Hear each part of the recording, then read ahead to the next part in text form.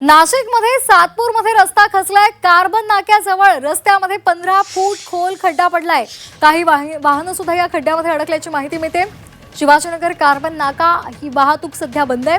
अग्निशमन दलाचे जवान सध्या घटनास्थळी दाखल झालेत। आताची महत्त्वाची बातमी आपण पाहतोय।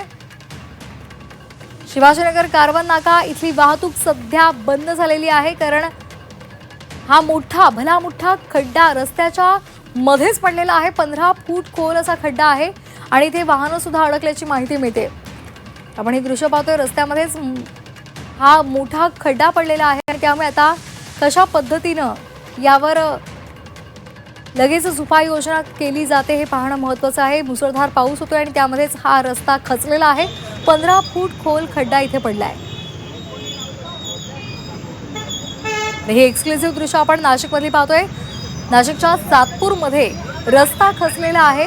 15 फूट खोल खड्डा पडलेला आहे आणि त्यामुळे आता रस्त्याच्या आजूबाजूला जी वाहनं आहेत ती सुद्धा अडकून पडलेली आहेत। या रस्त्यामध्ये पाणी सुद्धा साचलेलं आहे या खोल खड्ड्यामध्ये आणि त्यामुळे आता इथली प्रशासन व्यवस्था काय नेमकी या संदर्भात उपाययोजना करते हे पाहणं महत्त्वाचं आहे। तर सातत्याने जोरदार पाऊस पडतोय आणि त्याचा फटका सध्या रस्त्यांना सुद्धा बसतोय। अनेक ठिकाणी खड्डे पडलेले आहेत, तर अनेक ठिकाणी रस्ते खचलेले आहेत।